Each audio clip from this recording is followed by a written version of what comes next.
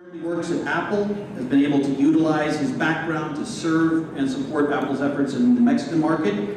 He's a photographer, an art collector, and is preparing to get married to the love of his life. Amazing. Big hand for Andres.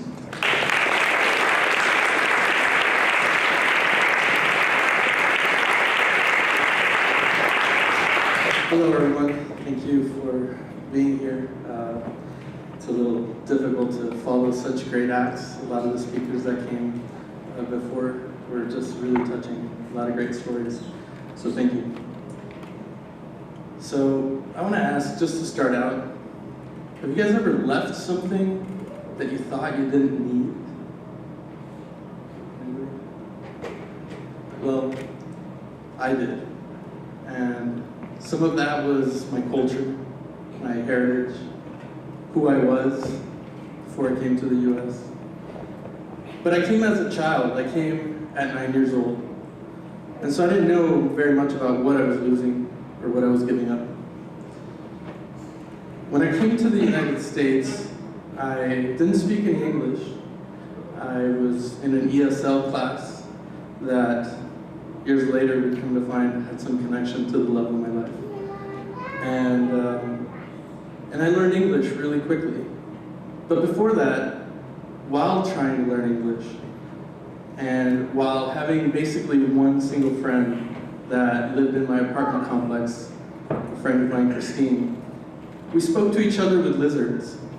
We would pick up lizards or try to catch them and show them to each other and think about, how cool they were and how awesome it was that they weren't running away from us. And they were like our little pets. We had a lot of fun. As I learned English and I was able to test out of an ESL class, I began to notice that there started to become a separation between myself and the kids who were in the ESL class and potentially others who may have been around. And this divide got deeper and deeper, and I let myself, or possibly forced myself, to go closer to the side that I wanted to be accepted in. And so this was the American side. Although I lived in Brownsville, Texas, which is a 90% or predominantly Hispanic or Mexican community, I found myself becoming friends with probably the only white kids in the school. Although right at first it wasn't an easy friendship. There was still some hesitation. I remember in 5th grade, a friend of mine named Mars Diaz, who, shout out to Mars, the planet and him. Elon Musk. No. But this guy, for some reason, just didn't like me. And it just so happened that my hand happened to be on his desk, and he stabbed my hand with a pencil. And I looked at my hand, and I had a little piece of lead in my skin. I just wondered, what did I do to not be liked? What did I do that was so bad that he was just so angry? But he, although he was of Hispanic heritage or background, wasn't like me. He had been born and raised in Brownsville, and he only spoke English, like most of the kids that were now in this 5th grade class of mine. And so I thought a lot about that, and I thought, maybe I need to be more like them. Maybe I need to be more like my friends. And so instead of being courageous, like Alex here on her first speech, and really helping others to understand his abilities and who he was there to be, I moved closer to looking to assimilate to them. And I did, and over time, I was just like one of them. I was lucky enough to learn English at a time where maybe my accent wasn't going to be so thick. Although I hear I have an accent from the Valley, I'm not sure. You guys let me know. But nonetheless, I got closer and closer to that culture. And as I grew, it just became part of who I was. And when it came time to doing things that related to our culture, our heritage, even just something that was a mixture of cultures between Brownsville and Matamoros, which was the town right next to Brownsville, there was a festival called Charo Days, which was basically a festival between these two cities that allowed, in a sense, to celebrate the Charos, the cowboys of the day. They say that this dated back, Wikipedia tells us that something in the 30s, to sort of lift people's spirit from the Great Depression. And so these two communities came together and they celebrated this event. And a lot of this was by dressing up in a traditional outfit, Mexican culture, like women with their long dresses with colors and just a lot of beautiful and ornate things. And the boys or the guys would dress in their somewhat simple cowboy uniforms or charo hats that they would have. And I was embarrassed by that. I really, really was embarrassed, and I wanted nothing to do with that. And I feel embarrassed now to have to say that. But it wasn't until much later that I realized what I left, what I was leaving behind. Fast forward a few years, I'm in high school, I've got my friends, I'm part of this group of kids who likes to skateboard and ride bikes and BMX and maybe even motorcycles. A good friend of mine here, who I bought a motorcycle from as a teenager and hid from my parents, is here. Thank you, Keegan, love you. And it was great. I was part of this culture, rock and roll, punk rock. None of the other music that was around was of any interest to me. The music we just heard, at that time, that kid would have been like completely unappreciative of how beautiful what these guys just did and what they've been doing earlier. And I'm really proud to say that I've come forward in time and in myself growing to this point that I can actually appreciate much more than what I did then. But to get to that point, I had to grow. How did I grow? Well, I had to take a journey. And this journey led me even further than just from Mexico City to Monterrey to Matamoros to Brownsville, which in itself was a journey that was incredible. My mother, bless her, she is an incredible woman that did all of that with a single child, or as a single mother. And we got lucky, we came here to the US. But when I graduated high school, I decided that I wanted to go to Hawaii. One, because I wanted to go somewhere that I could get an education, but two, because I wanted to also have a vacation, a 4-year vacation. It turned into 4.5 to 5 years. I kind of quit halfway through, and then I went right back into it. But it was awesome. It was an experience that I think made me who I am. And I think back about what it was being in Hawaii that initially sort of began the transformation of changing who I was and what I thought and what I believed to who I am. And some of that was food. We all love food. We live in a town that has some amazing food. Anywhere you go, there's a little hole in the wall. You just gotta look for them. There's amazing places of all types. Tacos are my favorite. Austin seems to love tacos, so I'm happy about that. But when I first moved to Hawaii, I worked at Chili's. I was 17 years old. I had $300 in my pocket when I moved there, and 1 month's rent paid. And so I moved there. I ended up getting a job at Chili's the second day I was there, 2 blocks from where I lived. So I didn't have to drive. I could walk to work every day, and it was great. Although working in the kitchen wasn't always great, there was a few people there who made it a little better. One of them was a Chilean man and another a Hawaiian man, or younger guy.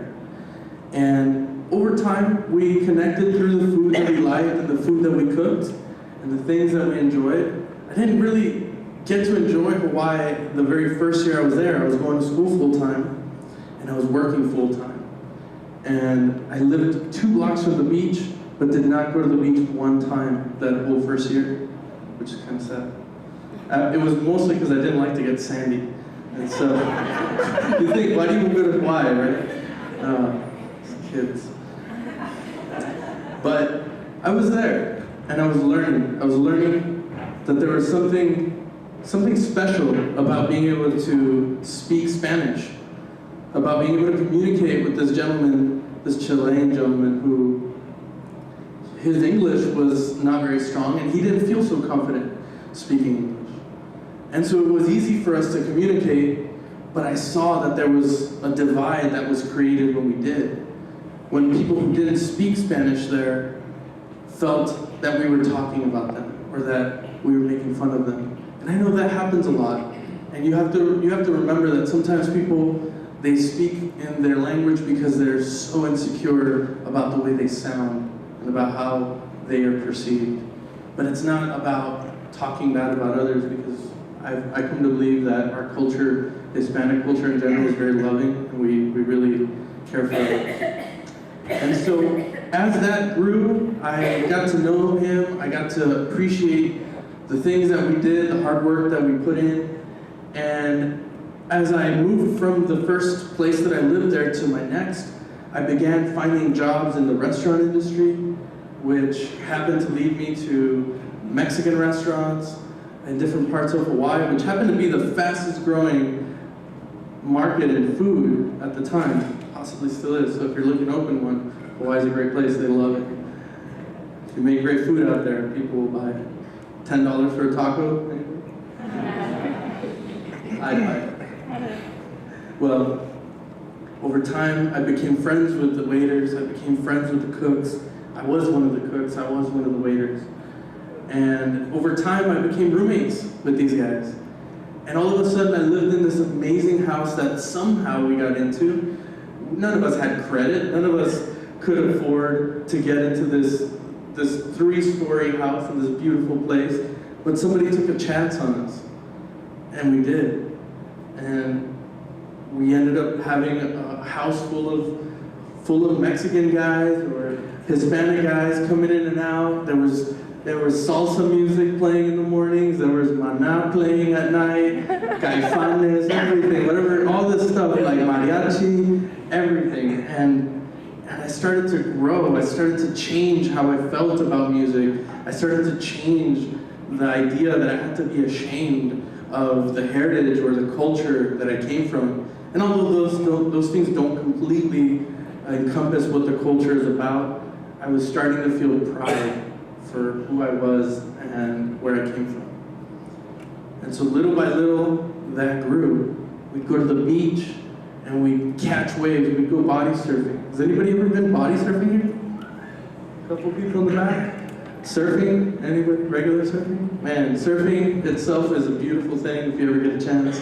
It is an awesome experience. Being inside of a wave is really like nothing else. Body surfing makes it easy because you don't need to be a pro to be completely engulfed by a wave. You can actually be pretty amateur. As long as you don't go straight, you'll be okay. That'll probably break your neck if you do go straight, so don't do it. But over time, what I also found was that even in Hawaiian culture, Hawaiian people there, they appreciated something about Hispanic culture. They appreciated that we were different, that we did struggle, much like they struggle there, with American stereotypes and things about their culture that they found similar to ours. And so more and more, the more I spent time with people, the more I talked in Spanish with my friends, the more I came to find pride in what I did and who I was. And I never really put the idea together that being this person was going to help me somehow. Even being bilingual, I thought, well, I work in this place, it's just natural to me. And I can just speak Spanish, and that's great. I love it. But when I came back to Texas, I didn't want to go to Brownsville. Definitely not Brownsville, because I knew that it was too easy to have too much fun in Brownsville. It was too easy to go to Mexico and have all you can drink for $5. The tacos, though, that's where it was. But when I did come back, I found that there was some value on a professional level to who I was and to where I came from. And although I've been nearly 3,000 miles to the west, to Hawaii and back, that my mother had come from Mexico City working in prisons, trying to help people with psychology and social problems, and moving on our own to Matamoros, to eventually meeting my stepfather. I was this person that came, it's not a real circle, but it kind of came full circle, right? And I started really appreciating that the person that I was then, what I had left behind, was not something worth leaving behind. I felt that now I could be proud of who I was and of the heritage that I came from, of the family that I had, of the friends that I had met, and all the people that changed my life, that gave me the appreciation for music, for culture, for life, for being different. There was something great about that. And so coming to Austin, I had the opportunity, not knowing, being a huge fan of Apple, not coming here, I didn't know Apple was here. And it just so happened that while looking for an apartment, I came across the Apple corporate office. And I thought, one day I'm gonna work there. And I didn't know how it was gonna happen. I didn't even try it, didn't even apply. How does one get a job without applying, right? Well, one day working somewhere else, somebody said, hey, we know you love Apple. They have some positions open, and they need somebody for the Mexico team. Do you want to apply? And I said yes.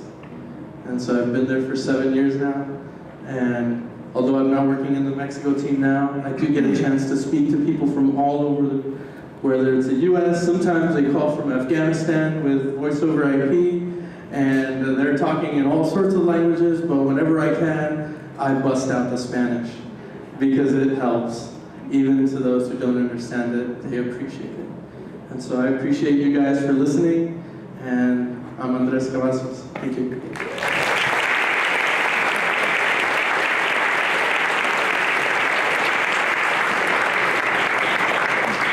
Thank you, Andres.